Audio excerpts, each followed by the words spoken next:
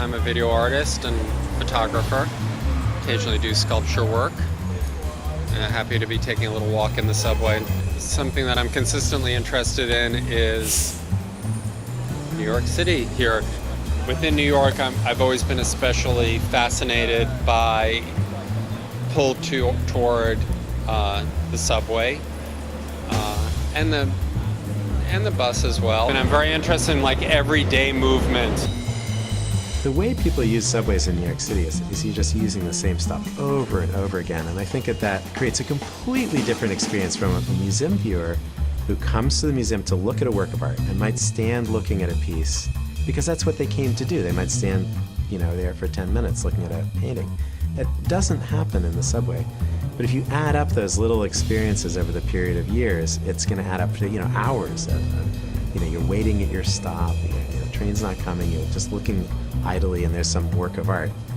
That's going to be a completely different way of experiencing the art. I think about the infrastructure and the fact that where these trains are moving in tunnels that were improbably built, 110 years ago, and the fact that it still all works on a daily basis amazes me. It's a fucking miracle that it happens, In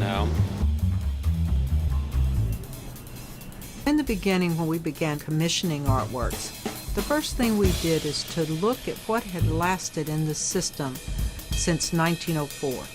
And clearly mosaics, terracotta, bronze, these were all materials that were very durable. So it was clear that we should look to that and we should reflect similar materials so the work would last for many, many years to come. I like the idea of art not being a destination. I like the idea of art being a destination too, but but there's a lot of that. And it's neither public nor private. It's in some, and I think actually I feel like I'm able to see stuff here by virtue of the fact that it's not public and not private. I think people are in this sort of between zone that makes for some meaningful moments, and people put on their little head to go into a gallery or a museum and gonna go look at art now, and I'm interested in those moments when people haven't put that on. But yeah, I love that moment when people are just leaving the subway and they kind of look behind them just to see if they left anything behind. I find it so poignant, and that's one project I've never been able to shoot. I've tried, but it's too fleeting, it's too rare, and if anyone, if they see your camera, then it's over. So I always felt, for the most part, comfortable filming here, even though it wasn't legal, because I felt comfortable in my intentions. But still, it would get exhausting. By participating in the experiment, or you ruin it, essentially. So that's something you're always grappling with as an artist, period, but especially as an artist working in public space. One of the first projects I did was I would ride the M15 bus, which is still around, but this was in 1993, up and down First Avenue and down Second Avenue, and just videotaping old people pulling themselves up the stairs of the bus. I'm very interested in dance, and this was I thought a very beautiful dance-like movement to see. You're sitting in the bus and you see this hand enter the frame and this old person with great labor pull themselves up the stairs. So something I always love is this moment of going from above ground to below ground, in part because I think of these as separate ecosystems, complete environments, and I love how as you move down the stairs, first of all, things sound differently, there's that echo, but also the air smells differently, and of course that can be something very horrifying about the subway. But for the most part, when there's not something very disgusting happening, I love the weight of the air in the subway.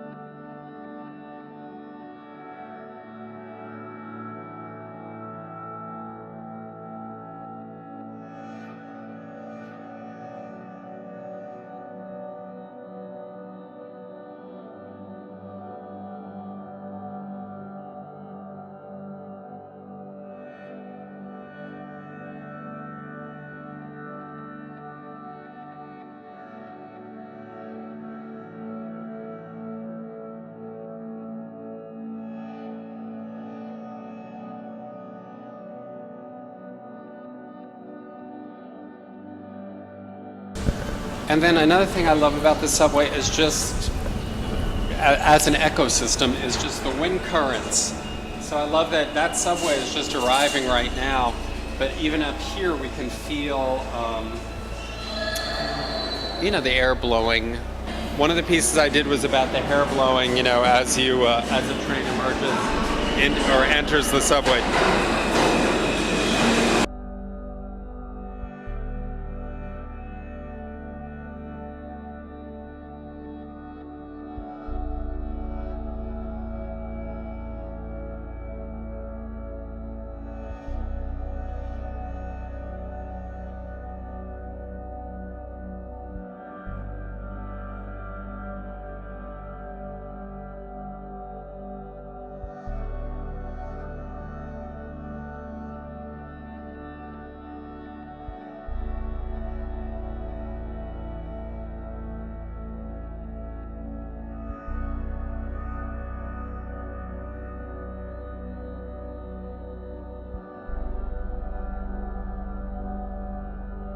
And I often think in the subway, as you look out these exits, out these windows, which have the proportions of, one of the proportions of a film frame, they remind me of a Stan Brakhage movie, because you can think of the train as almost like the film moving through the shuttle or through the mechanism of a projector. Deep down in this dark, abandoned Brooklyn subway station lies a mass transiscope. No, it is not some mythological monster from the deep. It is a creative work of art. Let's go to the train. I think everyone who rides in a train or even a car and looks out the window at some point says, wow, this is like a movie. And for me, riding in the subway, when you go by the structural pillars of the architecture and it flickers the light, it certainly makes you think of a movie. I don't know whether the train is the film or the tunnel's the film, but in any case, there's always an interesting show to be had looking out the window of the subway. One of the things that I like most about the piece is the paradox of its existence. It is an immensely public piece. I mean, millions of people see it, but the experience of it is very private. And so you'll be on the train, and it's not like people jump up and run to the window and share their experience with each other. Everyone who sees it either feels like, did I just hallucinate that? Or they've seen it many times, and even though they've talked with people about it, they seem to feel like it's their secret. This is one of my favorite stops for a number of reasons. This is where, did you see the photos I did of people missing the subway?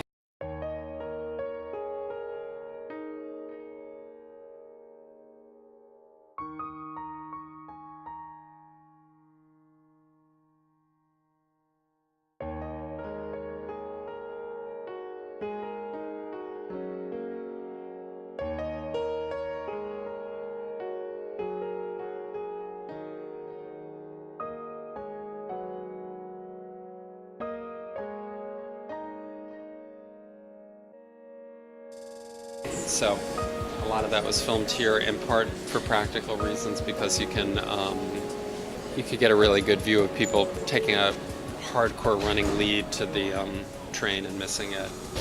I love missing consciously missing the train.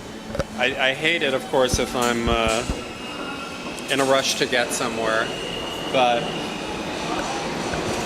when one is not in a hurry, it feels like the ultimate decadent act to just very leisurely let the train pass, not run for it. If I could have my birthday party here in this space, maybe I will. That would be heaven. I guess you can't, I don't need to have liquor, but it helps. But I just love this space here. Again, it's the classic space that doesn't matter. But I love these structures that really are not about, you're not supposed to hang out here. You're supposed to use it to get from one place that matters to another place that matters. And I think it can be really nice to spend time in the place that allegedly doesn't matter. And so people just use it to pass through. But I find when you spend a little time in this space that we've all decided is just functional, something opens up. I like to stand here, and if you just watch people as they make choices about which direction to go in, crossing, going up, going down, to me there's something like the way these poles form a perfect kind of like the wings of a stage, and you see people emerge from it. Just that action in the distance versus in the foreground. I find it, I don't know, just very, very beautiful. I mean, everyday movement is one thing, and another thing I'm just really interested in is gesture. And every now and then, for whatever reason, I'll start to notice a particular repeated gesture. So at a certain point, I found myself noticing people as they emerged from the subway and were trying to orient themselves, and I found that very poignant and vulnerable. And then, like, with the people emerging from the subway, for whatever reason I started to notice that and its vulnerability. It was only afterwards that it was a couple years after my dad had died, and I realized, God, there's something, really it was only when I was editing it I realized there's something in the way people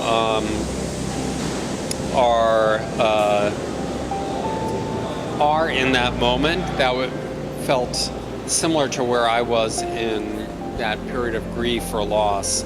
So I think there's a lot of moments that are kind of metaphorical. Because I'm interested in essentially nothing, these moments that have no intrinsic value and are not monumental, they're easy to overlook. They become much more dependent on editing to let them emerge. I'm interested in fleeting moments, and to capture a fleeting moment requires a lot of time. I did some photographs of, as you emerge from a subway, you see a trapezoid-shaped moment of sky as you exit, So I did photographs of these subway exits, basically, and the landscape you can see past them. So possibly one thing I was talking to the MTA Arts for Transit person about is doing an installation of photographs in the Bowling Green station. So we'll see. So I like the thought that this could be something that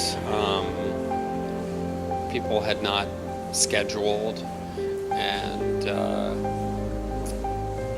just come upon and can relate to. I mean, for all my work being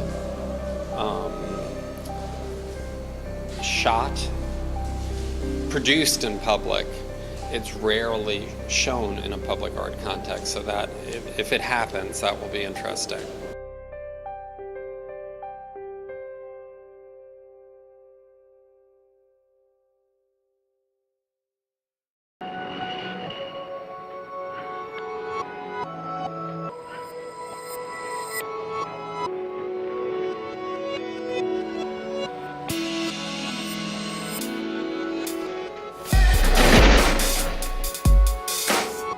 Certain trains should be committed for riders, artists, to make the train more exciting to ride.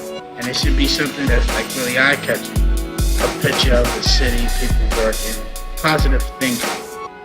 And I know definitely that would go to people's subconscious mind. And more people would think positive, more teenagers would write rather than writing on the train for nothing. They're trying to perfect their art where they can pass on for maybe for money or, for excitement. When they call come, they go, oh, that's what I did. My name is on there.